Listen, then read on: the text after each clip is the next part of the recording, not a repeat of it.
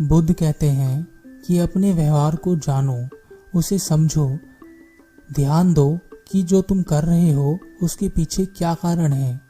जब तुम्हें कारण का पता होगा तो कार्य किया जाना या ना किया जाना यह तुम्हारी समझ के आधार पर होगा, तुम्हारे मन के आधार पर नहीं। हमारे मन के अंदर हजारों लाखों विचार एक साथ चलते हैं, लेकिन इन विचारों का हमें पता तक नहीं होता। उन विचारों में जो सबसे अधिक शक्तिशाली विचार होता है वह ख्याल के रूप में हमारे मन में आता है और शब्दों के जरिए हमारे मुख से बाहर निकलता है। हमारे अंदर से निकलने वाला विचार अच्छा होगा या बुरा यह हम निर्धारित नहीं कर सकते, क्योंकि हम उसके बारे में जानते ही नहीं।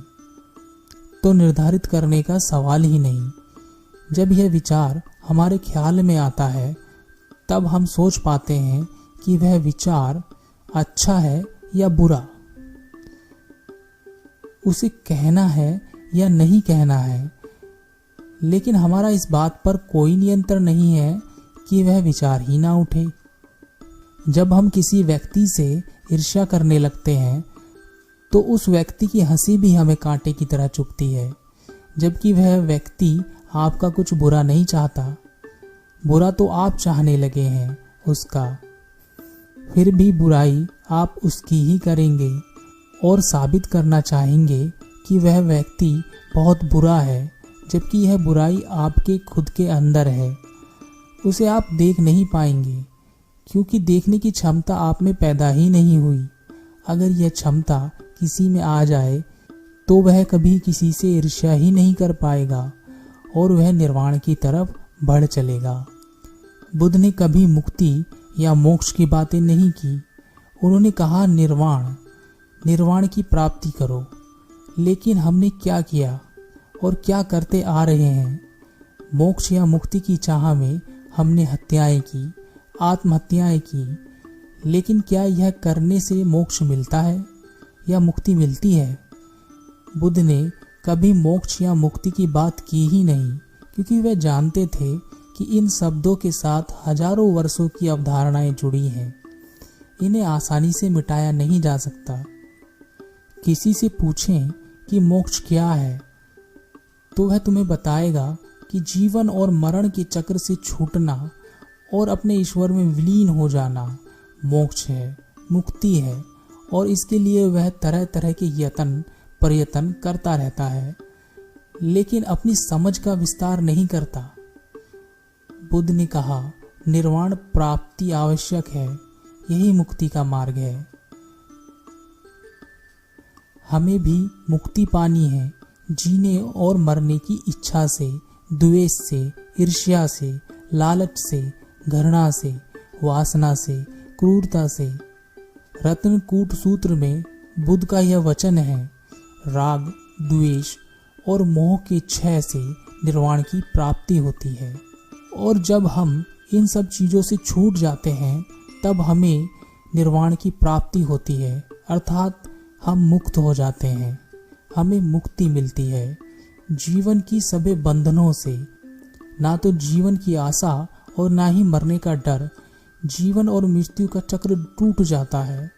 हम अपने अंतर मन की गहराइयों में उतर जाते हैं, जहां हम अपने अंदर उठने वाले हजारों लाखों विचारों को देख सकते हैं, उन्हें बदल भी सकते हैं, उन्हें रोक भी सकते हैं और एक ऐसी स्थिति को भी प्राप्त हो सकते हैं जहां वह विचार उठने ही बंद हो जाएं, या केवल तब उठें जब हम चाहते हैं।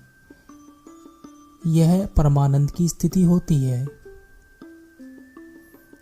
जब हम कहते हैं कि जीवन के सभी बंधनों से मुक्त हो जाते हैं तो हम में से ज्यादातर व्यक्ति समझते हैं कि जीवन के बंधन यानी रिश्ते नातों से मुक्ति, सामाजिक बंधनों से मुक्ति, अर्थात उन सब पर कोई जिम्मेदारी नहीं रह जाती। लेकिन ऐसा नहीं है। निर्वाण की स्थिति में हमें बुद्धत्व की प्राप्ति होती है, जिससे हम सभी कार्य बुद्धि के अनुसार करते हैं। समझ बढ़ती है तो धर्म का उदय भी होता है। समझ में आता है कि क्या सही है और क्या गलत है। निर्वाण के साथ ही एक स्थिति और उत्पन्न होती है और यह स्थिति जल्द ही आ जाती है और इसे हम कहते हैं महापरिनिर्वाण। इस स्थिति में हमारे बुद्धत्व की सीमा असीम हो जाती है और बुद्ध के अंदर कोई इच्छा शेष नहीं रह जाती, यहाँ तक कि किसी को ज्ञान देने की इच्छा भी नहीं। केवल अस्तित्व रह जाता है। यही ईश्वर है और यही मोक्ष है। और इसके लिए ना तो किसी की हत्या करने की आवश्यकता है और ना ही आत्महत्या करने की।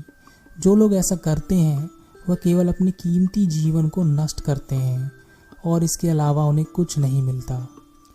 इस दुनिया में अलग अलग धर्मों में हजारों बुद्ध हुए और आज भी हजारों बुद्ध उपस्थित हैं, लेकिन उनमें से कुछ ही बुद्ध अपने आप को निर्वाण प्राप्ति के बाद भी महापरिनिर्वाण की प्राप्ति के लिए रोक कर रखते हैं, क्योंकि वह आपको अपने पैरों पर खड़ा देखना चाहते हैं।